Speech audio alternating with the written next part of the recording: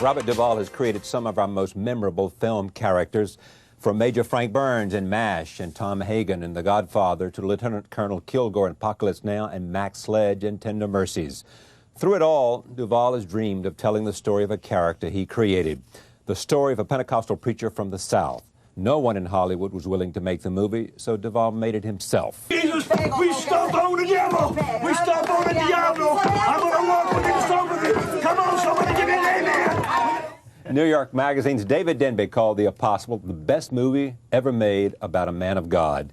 Joining me now, writer, director, and star of The Apostle, Robert Duvall. Welcome back, sir. Thank you, sir. Nice to be here. It's great to have you here. Thank you very much. I want to talk about a lot of things, but start off, you showed this film this weekend in Washington at the White House. Saturday night. Saturday to the President. Yes. Tell me about it. Well, you know, there's been a lot of tension in the air in Washington, as everybody knows, but when we went in there, it was the most cordial atmosphere. We had a sit-down dinner.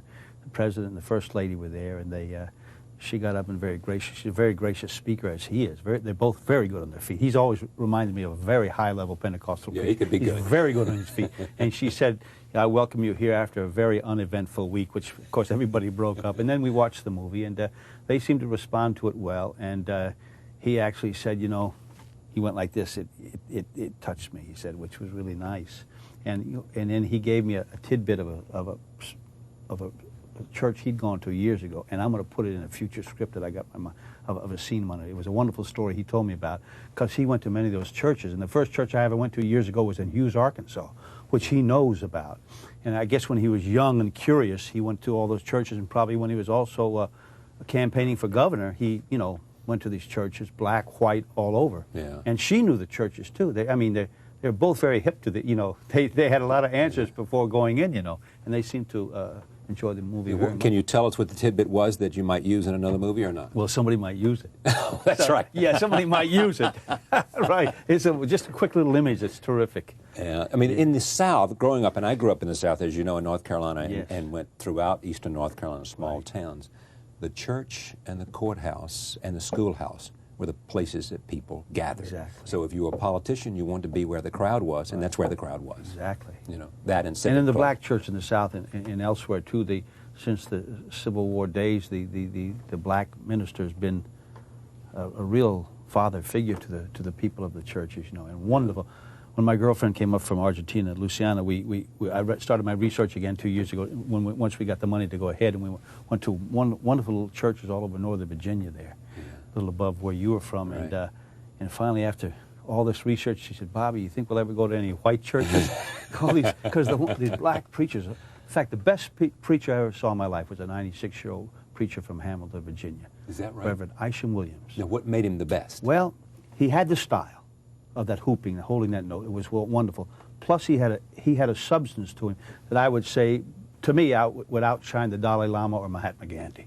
For me. Yeah. I mean, and I took Ulu Grossbard, the film director, who's Jewish, his wife who's Catholic, and we sat in this meeting years ago, and a year later he told me, he said, I could never forget this man. I could never get him out of my mind. He was so special. He had the substance, the spirituality, plus the style. So many of these guys on TV, they get wooed into this nouveau riche kind of thing, and they glorify the spectacle, and there doesn't seem to be substance under the spectacle. It's more spectacle than it is. Right. No, it's more. I don't know. It's not soulful. Right. I mean, you get somebody like Billy Graham, I suppose, too, and James Robinson down in Fort Worth. They have wonderful substance to them, but when you get out in the rank and file with the Sister Jules Jernigan and the Paul Baggots and these guys, you really see black and white, whatever. They're very sincere, dedicated people. You know Johnny Youngblood, don't you? Yes, I do. He's a great preacher. Oh, wonderful. Well, see, I've known Johnny Ray for years, and one Sunday when I was doing my research years ago, we went to 6 churches in Harlem in one morning. We even went to a black Coptic Pentecostal church street. It was amazing. And one of the wonderful churches up there where people from the Metropolitan Opera sing in their choir, it was wonderful, but we said we want to see a down-home preacher. So somebody in the congregation said, well, Johnny Ray Youngblood is from Louisiana. He has a church in Brooklyn. It was wonderful. It's one of the great churches I've been to in America, and I've been all over. Yeah, the best preacher I've ever heard is Gardner Taylor, who's out in Brooklyn. Oh, I've been there too. You've wonderful. Seen, I've been to his Concord too. Baptist Church. Absolutely. I mean, he's fabulous. He is. But my 96-year-old guy is still the best I've ever heard. But no, he's wonderful. I went to his church. He was very cordial. Yeah. What is it about this that so grabbed your heart and soul and intensity and made you obsessive about it? Well, when I went to this little church in Hughes, Arkansas years ago, it was a wonderful little town. In this little town that I went for one night, all the stores were owned and run by Chinese people. It was amazing. And some of them talked like hillbillies. It was great. But when I went to this little church, I don't know, it just kind of grabbed me. As a young actor, you dream of what you might want to do. And I saw this, and I'd never seen it before in my own country. And it was something that was very special to this country, to the South, and to other parts of the country as well. I said, well, you know, as an actor, young actor looking for things to do in the future, I'd really like to play one of these guys because I've never seen it on film and never have since, except maybe in documentaries. So through the years, I tried to figure out what fictional project I could place one of these guys in that I could do. How long has that been in the back of your head? That's been 25 years or more. The idea, I want to do this.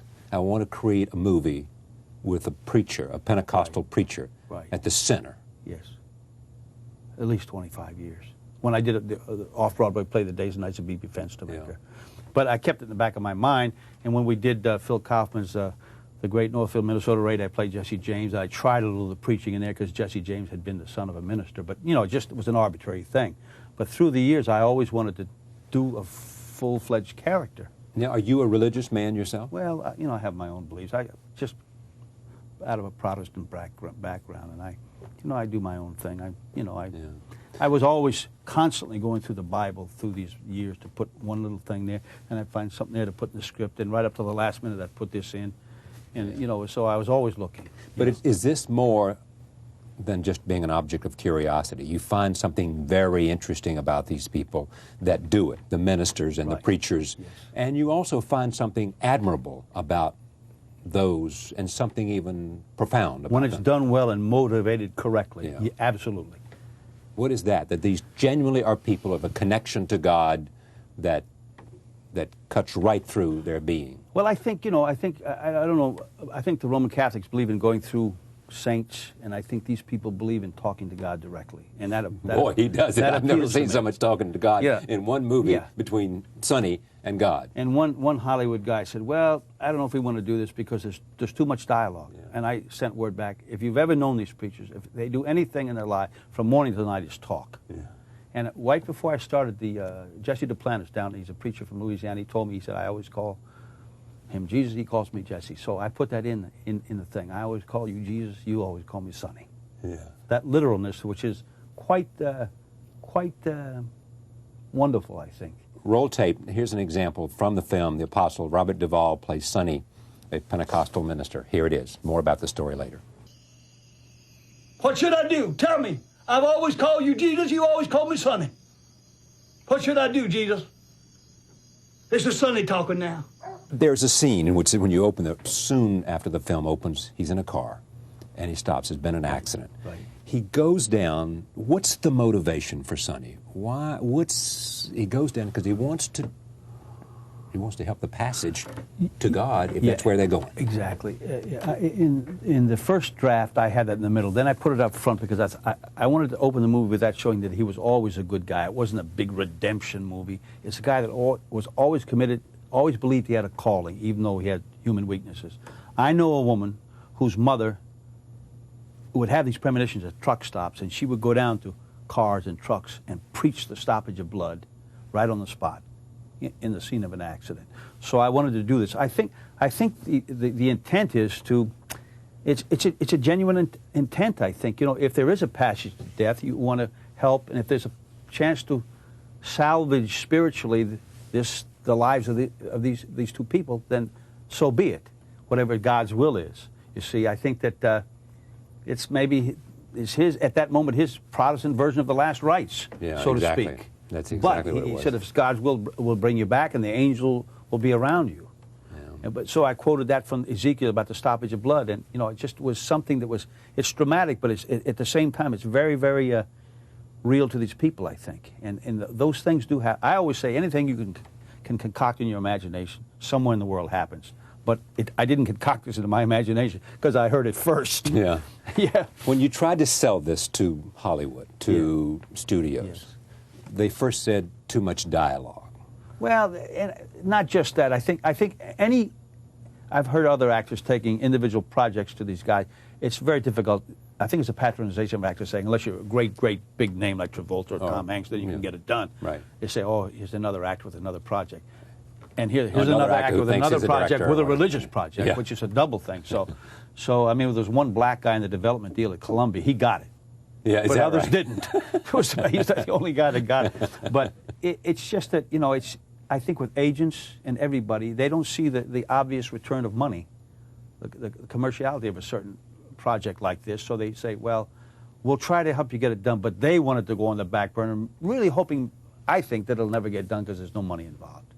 So therefore, you gotta drive it forward yourself. I Well, think. what you did is you put up $5 million of your own money, didn't you? Yeah, this is about it. But it took me under. But once I committed to that, my CPA greenlit the movie, Joel Jacobson. He's so conservative, so honest. I said, well, wow, if he said this out of the blue, then let's go. He said, we can do it. We can do it. And I said to Robbie Carlina, my producer, well, let's go. And you know, I all those years I'd put it on the back burner. Half of me wanted it never to happen because I was afraid of it. You know, Afraid that it would fail? No, directing it, doing everything. Everybody said That you couldn't you've got to handle get your alone? rest. You got to. It's too taxing to direct, but to be in it, it's unbelievable. And you were in almost every scene. Yeah, and I asked the only guy that said, I asked Dennis Hopper. He said, "Hey, man, it's easy, man." I said, "It can't be easy." So, but of course, there was a part of me that really wanted to do it. It was always a now or never thing, but then it really became now or never a year and a half ago. And then when my CPA said we could go, we went. And once we went, there was no pressure on me to make my money back. It was a great experience. No pressure to make the money back. Not really. It was joyous. Now, when did Billy Bob get involved? Billy Bob Thornton. Billy Bob's great. Well, I call him a hillbilly Orson Welles. He's great. Triple threat. Yeah. Well, I'd known him. We'd done some projects together. Triple threat is he can act, he can write, he can direct. Yeah. Right. He wants to direct in the future, like the definitive American tragedy, the Hatfields and the McCoys. Yeah. He says no New York actors are allowed to be in it, only below the Mason-Dixon line. But I had gone with the William Morris agency, and Todd Harris, my agent, had said, well, Billy Bob wants to meet you, and we'll all get together. You may want to write something. He's a terrific writer, but I knew him as a writer first, before I knew he was such an excellent actor. And so he ended up writing something for my company, and we did, and then I was in his little project. I mean, my little part was in his big project, Right. Sling Blade. Right. And then he, in turn, when I went down to do the capture of Adolf Eichmann in Argentina, I sent him the script in long distance. He said he liked it. And I said, well, would you be in it?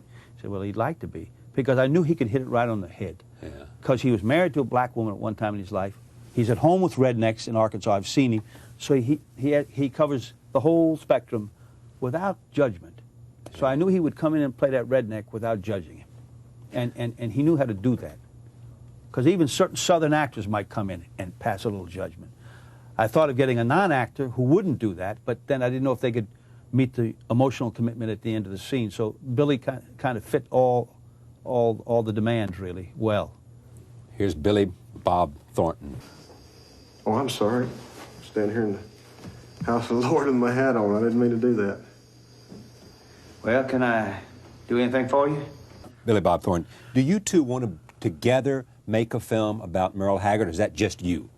No, he and his partner, Right. Tom Epperson, have written an adaptation from a wonderful book on Merle Haggard. Right. My company, Butcher's Run, will produce with another company under the auspices of a Hollywood company, and we will produce it. He's written it. I'll help produce it, and we have to find a young actor to play Merle Do you Haggard. have any idea who might be a good Merle I'm Haggard? not sure. There's some very good young actors around, but to find that wildness, and we got to look a little bit. And with some good actors, they're a little old, but maybe not. We have to see, and we have to find a director. But it's an interesting project because that whole life of Merle Haggard, building up to where he goes to prison, it's more of that than his obvious music career. It's very the interesting. prison stuff, and I've Yeah. forgotten why he went to prison. What did he go to prison for? Well, armed robbery, burglary. yeah. He busted in he thought it was 3 in the morning. He was so high, busted in to rob a country western place. It was really 10 o'clock at night and everybody was there. Oh, surprise. But Merle, he's interesting. He's a really Really You know him well? Yeah, well, not well, but I You know know him him. through the years. Yeah, he's very talented guy. You cast Farrah in this as your wife. Yes. I had seen Farrah on TV play, Farrah Fawcett. you know, the burning bed, and then when she killed her own the best children. thing she ever did, I think. Stunning, I thought. Yeah. And I heard she was very good in Extremity, the play off-Broadway. So she's a legitimate actress and really knows how to go with the moment. And she's from Texas, so, you know, I said, you know, take your choice of parts. And I said, you could play both parts, you know, so she's going to play Tootsie. Yeah. So then we got closer to the time when we might, she said, no, I like the other part. Like she was like, blah, blah, blah. So she would play the wife. I said, okay. Then when Miranda came on, now Farrah wanted that part back. And she kept insisting. Miranda being Miranda Richardson came in to play Tootsie. So I finally said to Robbie, tell her she either plays the wife or she's out of the movie. So she played the wife, and Miranda played Tootsie. Was she good to work with? Yeah, very good. Everybody was good to work with. Different styles of personality, different approaches, kind of, but everybody was good to work It with. had to be hard, though. You were starring. Yeah. You've had Horton wrote it, didn't he? No, I wrote it. You wrote it. I wrote No, it. Did he do anything for you? Nothing. Did he read it? He had nothing Oh, to he do read with it. No, he always liked the Horton script. Foote is an no, old he's friend of always, yours. yeah, he's always been a supporter. Since the To Kill a Yeah. Mockingbird. Oh yeah, and he, you know, and he's always been a supporter. So of the he film. never had anything to do with the script other than No, just no. to sort of just to you needed some encourage. Yeah, encouragement. No, I wrote the whole thing. I sat down and wrote out. I did terrible in school. Longhand? Yeah, as a writer, I was horrible in school. I got F's and everything. I just sat down and wrote out the scenes the way I wanted them, and I wrote it in a month. Yes. And just wrote it out longhand. Yeah. And through the years, changed things here and there, and you know, and he responded well to it. Horton, yeah. And Ulu Grossbart and Richard Pierce responded to it. But then through the years that they all said in Francis Coppola too, well, why don't you direct it? You understand it better than anybody. And that's You went to other people to get them to direct it? Well, yeah, we talked about it, you know, and they responded to the script. But then they said, well, maybe you understand it better than we do, so maybe you should direct it. Which You really, did 2 other films already. yeah, so that's one of the reasons I put it on the back burner, saying, oh, I was a little, as they do in Argentina, I'm a little scared, you know. So, but you know, once we started, Yeah. you know, I wanted 12 weeks. We had 7 weeks. We finished a day early. We had 3 of those work weeks were 5-day work weeks. Every day we finished around 4 or 5. It was a lot. We had a couple of days that was some hitches, you know, negative. But overall, it was fun. It was joy. I didn't even watch the rushes till the weekend. I made sure I got my rest, and it was not that exhausting. It didn't overtax you. No, it didn't. And it was like it was meant to be. It was meant to be, this film. And I say that, you know, I say that not melodramatically, but I say it like from my heart. I really think that's true. And how do you feel about it now that it's over, now that you've got it in the can, now that it's being seen, and now critics have raved about it on this program? Janet Maslin, David Denby, Richard Corliss. David Denby, man, he's tough. Yeah. Well, you heard what I said. Yeah. Best film ever about a man in relationship to God. Does it get you where you want to go? Did it do what you wanted to do? I think so. Yeah. You know, I didn't know how critics would accept it. People, I always wanted it to. You always want to hope that your peers, some actors and directors, would be pleased with something you do or appreciate it. But you know, it's wonderful what's happened, and I just hope it. You know, October Films bought it. They paid $6 million, I guess, for it. 5, I think. Then I got all my money back, but plus some change, and there's a chance to. And we've made a wonderful album. Yeah. People that have responded to it in the religious community, Stephen Curtis Chapman, I mean, and you know, and Johnny Cash is on it, the Carter family, and Emmylou Harris, The Sounds of Blackness. This is all on one. You know, the only Grammy Elvis ever won was for gospel music. Yeah. So it's very big and very, very kind of in a nice way, gospel music, black and white. The last time you were here, you talked about something you wanted to do, a white And man. Lyle Lovett, too. Lyle Lovett? Oh, he Yeah. sang over the closing credits, yeah. Last time you were here, you said to me that there was something you thought about doing. I think it was called The Family Thing or something like that. Billy which Bob was a and his white man playing a black or something. He finds out he's part black. Right, And right. Billy Bob wrote that, and his partner. We did that. It wasn't so successful commercially, but Richard Pierce did a nice job directing, and it turned out nicely. I mean, you found out from your own experience, and you reflect here, this sort of, through religion, there is this connection, black-white, and that is a place where, in certain parts of America, black and white meet. Well, my girlfriend Luciana said, you've made a movie like you would like America to be, not the way it is. I said, no. It is like this. I'm not saying it's all equal, but in the holiness churches in the South and in the North too, but since I've done my research, not in the Baptist or the other Protestant churches. There's integration. There definitely is integration. And I talked to a gentleman the other day from Louisiana who was a reporter down there that grew up in a small town of 2,000 in central Louisiana. He said when he was a boy in that small town, the Pentecostal church was integrated. Yeah. I don't know why this is, but it's always been there. Someone said about you once that, I think it may have been Horton, said that you, Horton Foote said, Bobby has... Yeah, we're good friends. has an affinity for non-metropolitan types. Right. You think that's true? Perhaps, yeah, I think so. I think so, but yet the film I directed was about a gypsy boy. In, That's about the city of New York. City as you right, can get. Right, exactly. And, you know, that may be true. That's why I try to do other things, you know. We're trying to develop a film now where I play an over-the-hill player soccer coach from Scotland. Yeah. So that would be out of the realm of, you know, and I've played Eichmann and Stalin. So I like to do things outside of America, not just that. But I do like to do American things, and especially, you know, the South is like below the Mason-Dixon line. Is not that they have a corner and everything, but the juxtaposition of the races, the music is interesting, the storytelling is interesting, the writing is interesting. It's an interesting mix, maybe different from the other parts of the country. But in that interesting mix, you never tend to see it in films because it tends to be patronized through the ages of filmmaking. Stereotypes and patronizing. It's easier to do it that way and keep the recycling going of the education process in the United States because that's what people come to expect. If you're always looking for a hook, for instance, with a preacher, a guy that's like a charlatan, that's easier to sell tickets and sell the movie than if it's a guy that's just a human being. So I think in other parts of the country get it too, but I think the South has always gotten. I once had a driver from New York City that drove me around in a car, and he said when he was in the Army, almost consistently, guys from the middle of nowhere in the South would outscore the New York guys on the aptitude tests. So, you know, you can't sell people short. You can't sell people short. You, talking about biographical types, did you say, and I don't know if I got this right, but did you say that Stalin, your performance in Stalin, is a performance that you're as proud of? You thought it was as good as anything you've done? Parts of it, not all of it, because it's hard when you do. You know, it's there was some people liked it, some people didn't like it. It's like anything, but the reason it's tough to interrupt you, you're playing evil, and you got to figure out how to play evil and at the same time make it interesting and not. Plus, the scripts on television, miniseries, can be okay, but at some point in the given 4 hours or whatever you're going to do, you end up acting a history lesson because the writing has to explain what it's about. So it's not like the top writing in a motion picture script.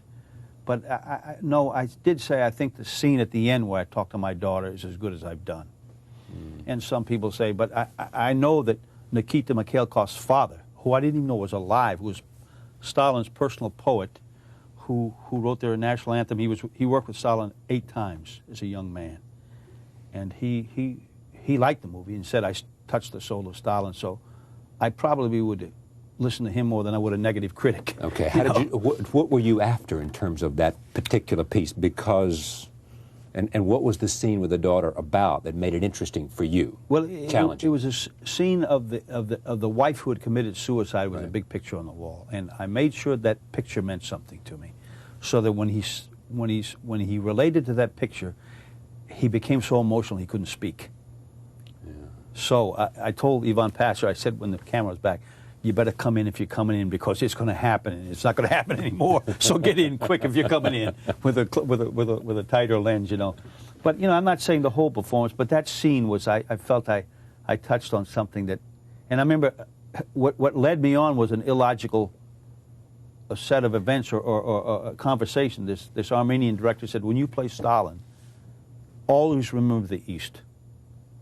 It meant absolutely nothing to me till this day, but yet somehow it meant something to me. Always remember the East. The East. It meant nothing to me. It still doesn't, but somehow it meant something to me. Somehow something worked, whatever that meant. Yeah. Potions, poison, the East, you know. Yeah. You also once said about Stalin, for example, that when you're playing someone that evil, who has those monstrous deeds as a part of his experience, you have to remember behavior. It's behavior that... And find the contradictions in the guy. Yeah.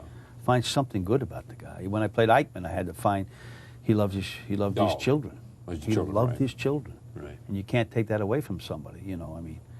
And they're not serial killers, one-to-one. They may do pretty heinous things, but they do love their children. And Eisenhower? That's so long ago. Yeah. I mean, he was a wonderful man. I mean, you know, he was a wonderful man, I think. You know, he had something spiritual about him. He had an aura about him. And I had a guy drive me. I like to talk to the drivers. And he said, the guy that has the aura today he's driven is General Powell. And I enjoyed meeting General Powell. Eisenhower, it was, once again, it's like acting a history lesson. So you hope that 2 or 3 of the scenes work, because the whole thing's not going to work as well as a good movie, because the writing becomes very predictable and erudite. I mean, it's like a lesson, a history lesson. Is the difference in great films, beyond great acting and great directing, but one seminal difference between what makes really great properties, the script?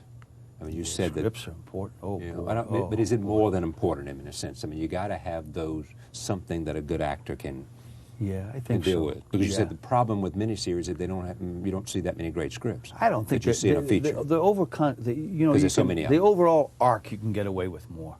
Yeah. You know, like we did Lonesome Dove. I mean, to me, I said let the English play Hamlet and King Lear. I'll play Augustus McCrae. That was like, I could have retired after. I mean, the guy was brilliant. Yeah. Somebody said, when are you going to do another Lonesome Dove? I said, it takes 100 years. It's not, and there was a guy, a makeup guy. McMurtry spoke to you. He thought I was to play the other part, but I made sure I talked my way into this part. Yeah. And there was a guy on the set who was a makeup guy from him who loved the Godfather. Always talking about the guy's the wise guy. And I loved Lane. I said, this may be an more important project than the Godfather. What do you mean? How can you say that? Because we were working in the middle of Texas. But what I will say is that the overall arc of Lonesome Dove, you know, the defects you can get away with certain casting things or certain faults, the overall arc can erase those to a point. While there's something like The Godfather, the overall arc encompassed something pretty terrific. It was more of a perfect movie than Lonesome Dove. But both had big impacts culturally and kind of film-wise on this nation, I think. Both of them did, Lonesome Dove Very and much Godfather. So. I mean, Lonesome Dove is, I mean, I can go anywhere and people know that. I mean, even in Argentina, they say, oh, que tal gus, you know, like they're looped and everything. And different countries, but, you know, in Texas, toll booth operator, you know, it's like, I told Ann Richards when I had breakfast with her, she's a very interesting woman, I said, you know, if I come down here and run against you as governor, I'm going to beat you. She says, well, you're right. Hey, this was Ann Richards you talked to? I said, I'm going to beat you. She said, well, you could, she said. Well, you seem to be, you've never played tennis very much, and you set out to be a very good tennis player, and you did, because you hurt yourself on horseback, didn't you? Yeah, I did. Now I went back to horses. Now you're back to horses. Then 3 years ago, I had about the same accident Christopher Reeves had. I flipped the horse flip, and I said, well, now I got to back up off of this. Tango. Yeah, well, I'd rather sprain my ankle dancing tango than break my neck on a jumping horse. But what is it you become obsessive about? Well, you have got to do it. Well, Arliss Howard, a wonderful young actor, we were in Eichmann together, he called me about 4 years ago, and he said, you know, when you're a young actor coming up, what did you do between jobs keep from going crazy, the downtime? What did you do? I said, there are 3 things. Hobbies, and more hobbies. I said, it keeps you off of dope, I said.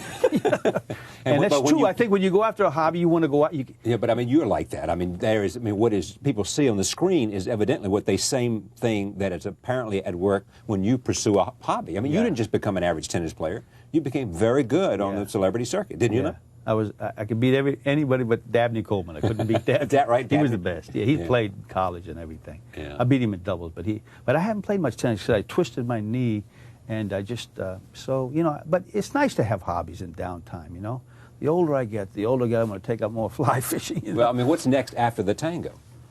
I hope I never give the tango up. Just because, in a limited way. I don't get it. That's because I don't know it, but I don't get it. Well, it's a personal thing, and many people can say the same, I guess. When I go to Argentina, especially, in America too, but especially Argentina, and you get into Milonga, and on a nice night, because sometimes you feel self-conscious down there, because they're very critical people, but they do accept some things on a certain level. But when you dance counterclockwise, tango, in a Milonga down there, in a seedy, steamy little place, I don't know, it gives you a feeling that's, I don't know what Zen is like, but it gives you a feeling that's it's not this dramatic dance that everybody thinks. It's a very quiet, dance. And there's two schools of thought. They do the beautiful stage version that we see up here, but down there in the clubs, and it's fading now, but from the 40s and 50s when they had great dancers, it's like your uncles and your fathers and your mothers would dance at a wedding.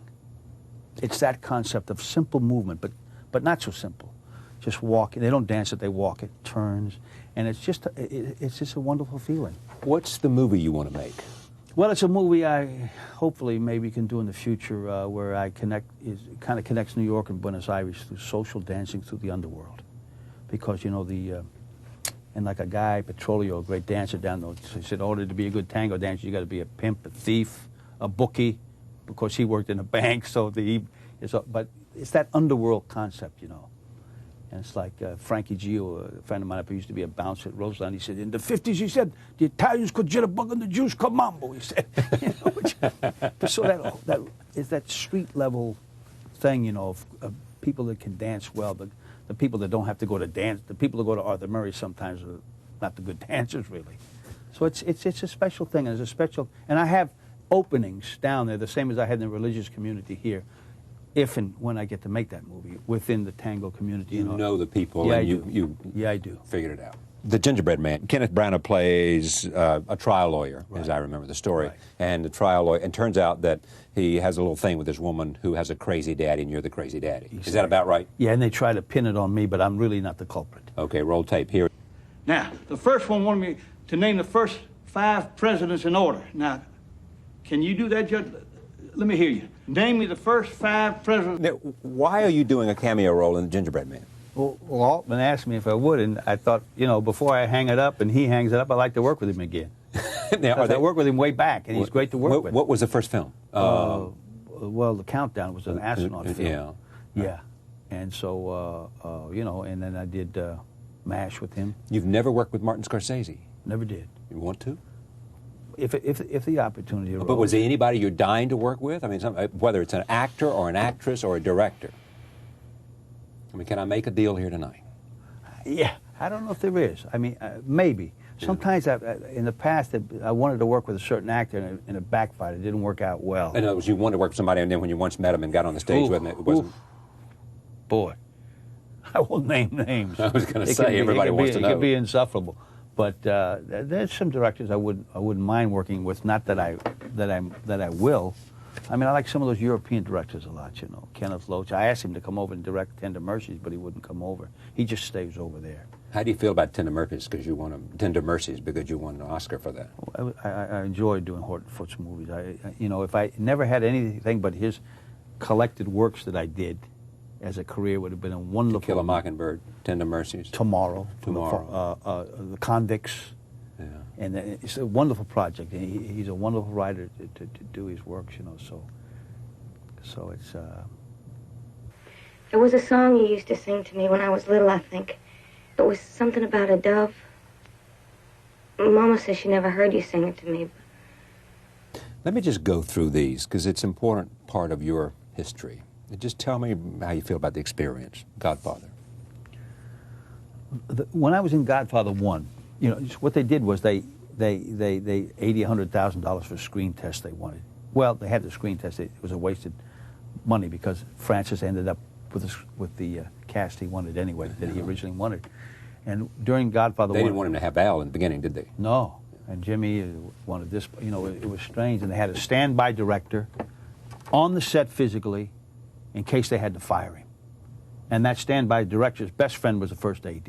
So I gained a lot of confidence for Francis working under those conditions. And, you know, everybody says Paramount took the credit. That film could have been done at Disney or any studio, Roger Corman, anybody, as long as Francis was directing. And in the middle of Godfather 1, I think others, as well as myself, we sensed, hey, this is something that's going to really hit. This is about America. This is something, you know, that's really going to be a good film. And you felt that, you know.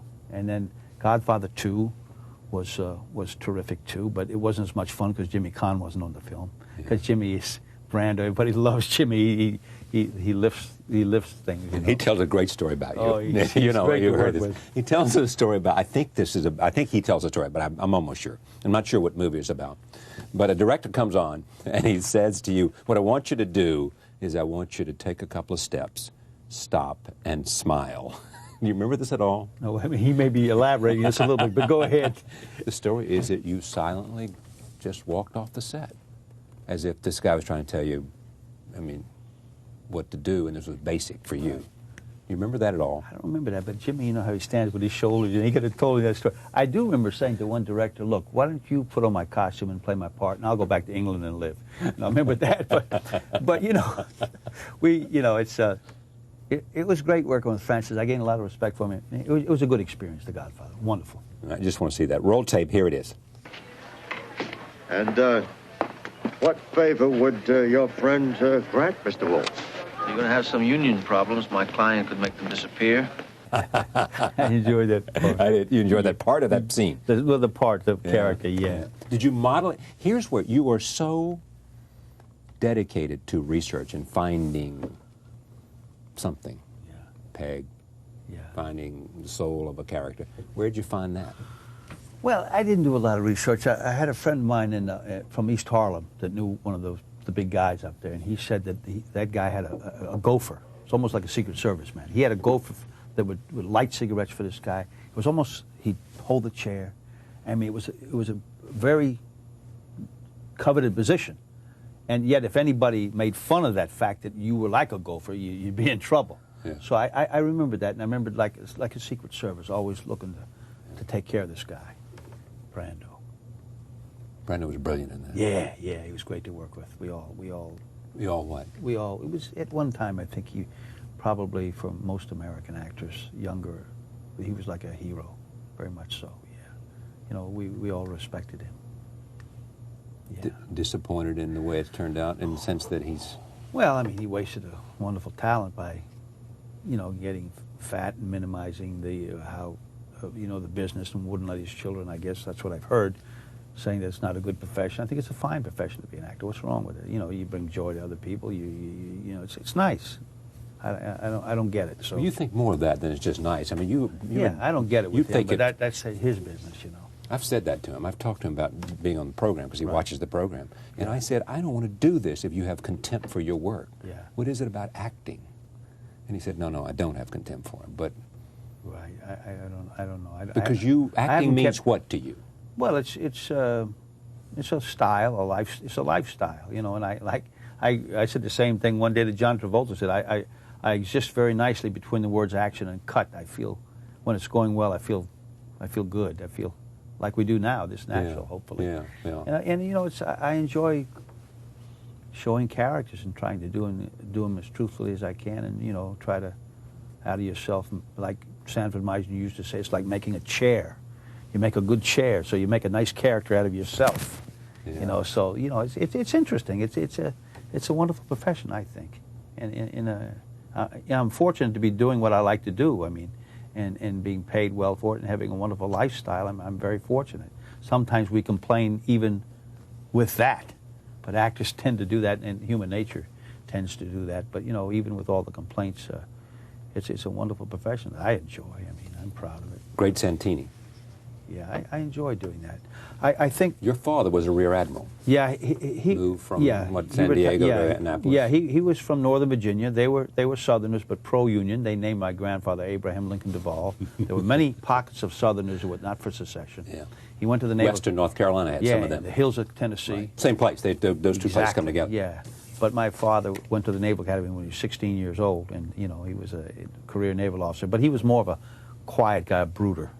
The great Santini, in the novel, Pat Conroy says, when the commanding officer of the family comes home, there's an invisible passing of the mantle to run the family that goes back to the career officer when he comes home for his leave of his shore leave or whatever.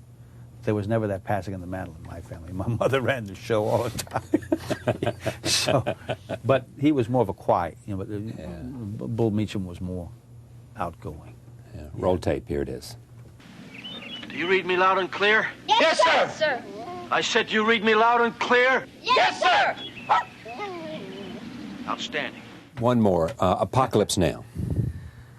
Yeah, well, it was written for a bigger stature guy. I don't know. I think of a bigger stature. I think maybe they had offered it to Gene Hackman. I think he turned it down, actually. So, An old friend of yours. Yeah, from old early friend. New York yeah, acting wonderful career. actor. And, you know, once people make it, Dustin, Hoff, all of us, once you make it, you never see each other. It's a strangely fickle business. And you were together in New York, though, trying to find it at the same time. Exactly, idealizing, you know, going for jobs and everything. But then I asked Francis, I said, look, you know, give me a shot, and I'll only ask once. And then he gave me the part, and it was a nice part. No, Gene didn't do it. It wasn't. No, I think he turned it down. Yeah. So yeah, it was meant for a bigger guy. So you know, and it was nice working in the Philippines, and I worked for 6 weeks, and then I went away for 6 months and came back for 3 more weeks. Where did you find that character? What was the... Well, there was a guy over there that told me about the Air Cavalry, because in the writing it wasn't there. All the guys, it was a carryover from the Air Cavalry, from the Horse Cavalry of the last century, and also from the tanks that Patton commanded in the Second World War, were like the cavalry division, since the cavalry became extinct. So here was the Air Cavalry. And my character, I found out they wore hats, spurs, but all the officers did. But there's a Fort Hood, I think there's a museum to these guys, when they flew the helicopters. And I understand there was a lot of marijuana, there was a lot of things over there that people turned the other way, and they did crazy things. And some people say it didn't exist, but I talked to people that said it. It was also a crazy set there, too, wasn't it? Because of everything that was going on with Francis' wife. We did a documentary about it. Oh, yeah. You had Marlon, and you had... Yeah, Marlon came down his baby blue Mercedes in the jungle. I missed the part with Marlon, and then You weren't shooting at the same time? No, and then Dennis was whacked out half the time, Dennis Hopper. And what's his name? Martin had a heart attack, didn't he, or something? Yeah, he did. On the set? Yeah, he used to run and keep in shape, but then he'd smoke a lot, so there's a contradiction there. So, and the women of the community very proudly and very beautifully made us wonderful bamboo hooches as dressing rooms, and they were beautiful, and they were very proud of them. So we'd sit in there, and I would listen to Coppola rant and rave. He had more temper tantrums than the actors. He's really great to work with, and it was just at the end of each day we'd go back to the town. We were staying in individual homes where they put us up. We'd jump off the Jeeps and we'd body surf for an hour, and then we'd go in and we'd eat. You know, it was really nice working out there, and it was really out in the boondocks. There was one Roman Catholic priest from Queens who took care of that whole community in the middle of nowhere, and it was a wonderful 6 weeks, and then 3 weeks later. What's his genius, Francis? Francis, I think he's a wonderful storyteller. I think Luciana, my girlfriend, said he is the biggest dreamer she has ever seen in her lifetime. And he is a big dreamer. Yeah, it's great. I mean, giant dreams. Yeah. And he made great movies at one time. Great things come from big dreams. Yeah, and another friend of mine said, look, you may not agree with these movies now, but he's a sleeping giant. And any minute he can wake up and look out. He can make another great masterpiece. Yeah. But he tells stories in a big way. You know, I mean, you go up and visit his place, he said. Dean Tavares, who did all the up in Northern California. Yeah, did all the artwork. There's a golf course and a winery and whatever. And one staircase he built, the Tavares brothers built. The one staircase in the winery cost $1 million. I mean, what is this? Exactly. What's going on, France? Yeah, I know. Here is a scene from Apocalypse Now. Take a look. Victory.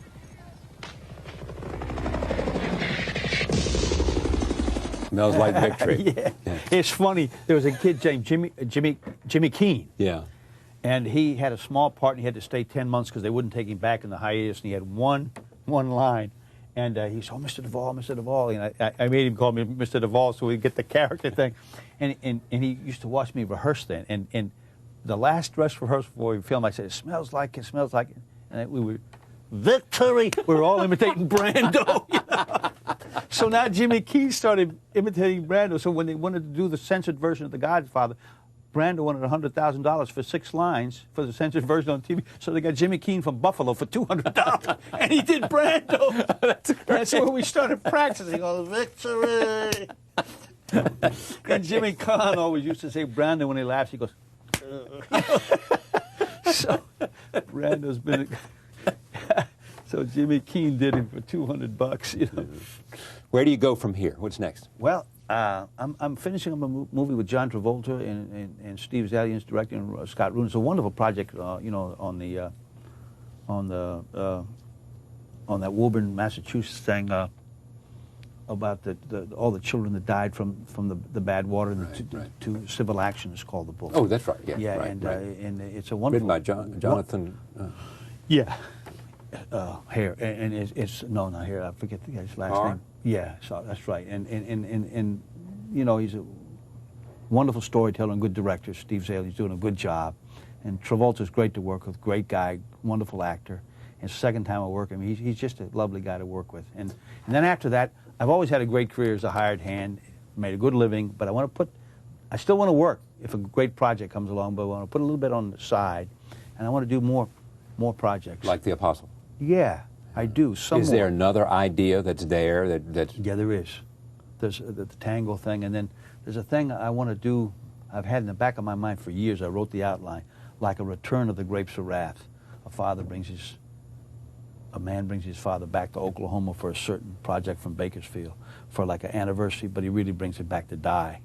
So I may want to finish writing that and direct that someday.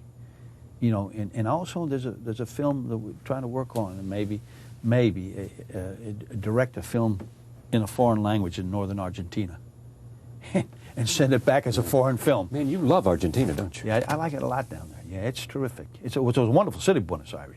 I don't know if you've been I've been there. It's terrific. It's right at the top of the list now. It's very special. Yeah. And your lady's from She's from Argentina? from northern, but from Buenos Aires as well, yes. You and I were born on the same day, January 5th. So was she. Is that right? So was she. A few generations apart. Yeah, we were different times. But she. Yeah, yeah. But no, January 5th. You bet. You bet. Wow. Thank you. Thank Pleasure you for having very me. much. Thank you, sir. The Apostle Robert Duvall. Time Magazine has a story, the January 26th edition, which is on the newsstand before today, called Divine Inspiration.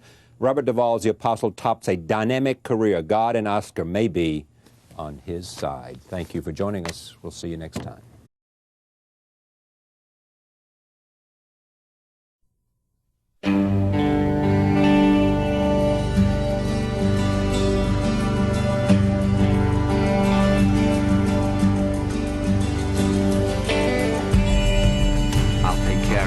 I'll take care of it, Jack. Castro allows Soviet missiles to be pointed at the U.S., and then he wants to come back and sit down at the table with us? No, thank you. He's got to go. Uprising and opposition from the international community. What? Thinks he can make a fool of our committee? Make a fool of the Constitution? Well, he doesn't realize the battle he's in for. I believe in civil rights as much as anyone, but if Martin Luther King's in bed with the communists, we need to know about it. Met with leaders of the Communist Party. Don't tell me about Giancana. If the Justice Department isn't up for going after organized crime, then what the hell are we doing here? Freedom rides were met with poses and... I'll take care of it. And I appeal to the chair that that be taken out of the record. We have the tapes, Mr. Harper. We have these tapes, yet you continue to deny, you continue to evade, you continue to lie. I want 24-hour surveillance. I don't care what corners you have to cut. If Giancana takes a crap, I want to know about it. We can't let Vietnam become another Cuba.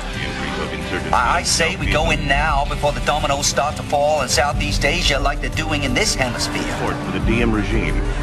I'll take care of it, Jack. Where there's a will, there's a way. I'll take care of it. Trust me. Hey, George, are we going Thursday? Good. Morning, Bobby. Hey, Bill. Steve? Bob? Hi, Evelyn. Is the president here? He's with Johnson making plans for Dallas. Dallas?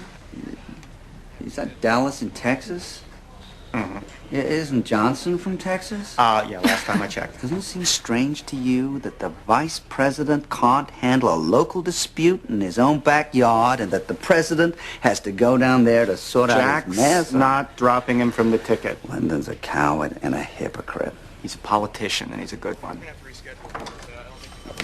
Hey there, Steve. Mr. Vice President? Hubby? You going to Dallas, too? Damn straight. How about you? No, too much work to do. Well, you know what they say, Bobby. All work and no play.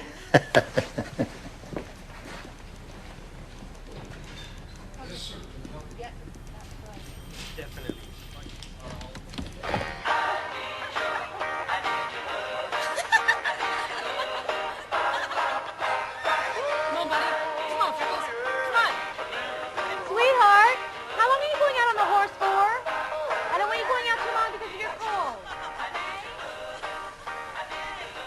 we have more important things to be concerned with?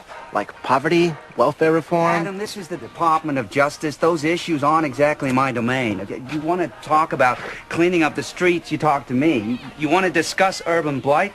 Talk to Dick. He's the one who works for the president. Well, I don't mean to be crass, Bobby, but technically you work for him, too. Look at over how warm it is today. Of course, Bobby, you'd wear short sleeves in a blizzard, wouldn't you? Well, that's because I got ice water in my veins, at least according to the New York Times. I thought that was the Washington Post. There you go. Did you prepare this yourself, Ethel? Oh, very funny. Don't mention the cooking in our house right now. The question of domain, you control what the domain of your department is going to be. Yeah, but I this think is Adam has a point. specific. And It's Hoover.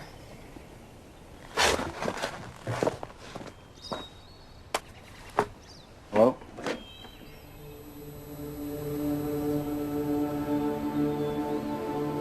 Mr. Kennedy! Radio!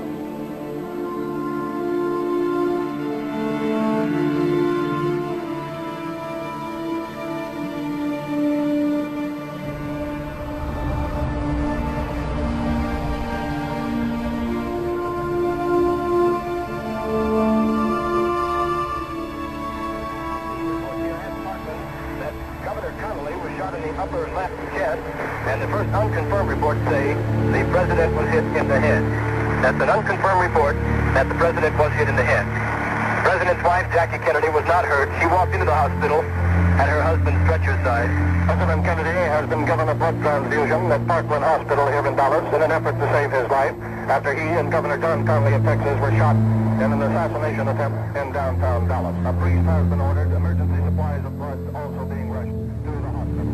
President Kennedy has been assassinated. It's official now. The president is dead.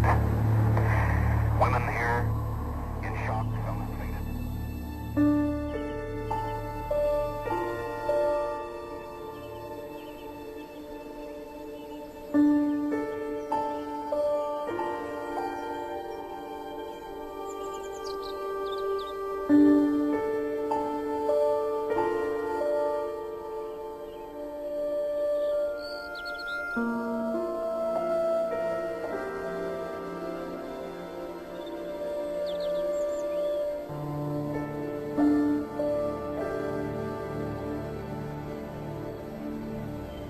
I'm sorry, Teddy, but you'll have to tell Dad. Start with Gian Connor, of course, but I want all the bosses checked out. Well, I'm sure Hoffa was happy, but I suggest that you find out if he was proud. Find out if he was taking credit. I want the locks changed on all the files. I want anything sensitive, anything at all, removed to the old executive office and kept under 24-hour guard. Don't give me that. We both know the FBI received threats from your Cuban exile group less than 3 weeks ago. I swear to God, John, if the CIA had anything to do with this, I'm going to end some careers around here. No, I want the truth. Well, we don't have much. But it appears that Oswald had some contact with the CIA a few years You're back. telling me that the president's killer worked for you? Very briefly. It was all tied up in that Cuban mess. Was he working alone? We don't know. Well, find out. We're into it. Where was our intelligence on this? How could this happen? It's not clear. Things are Yeah, I know how things are. Now you just see to it I get some answers.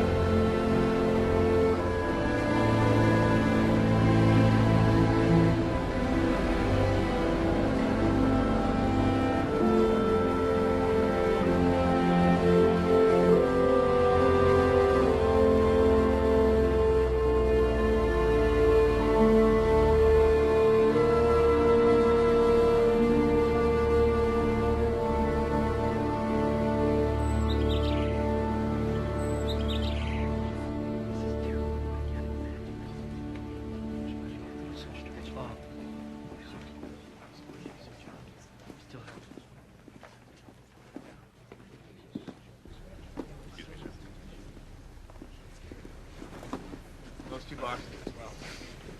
What's happening, Evelyn? Johnson. He wants me out by 9:30.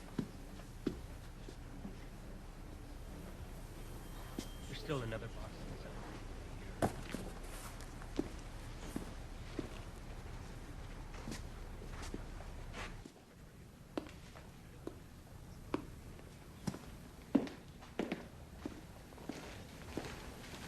What are you doing here? Russians need to know somebody's got their finger on the button, Bobby. Couldn't you wait a few days?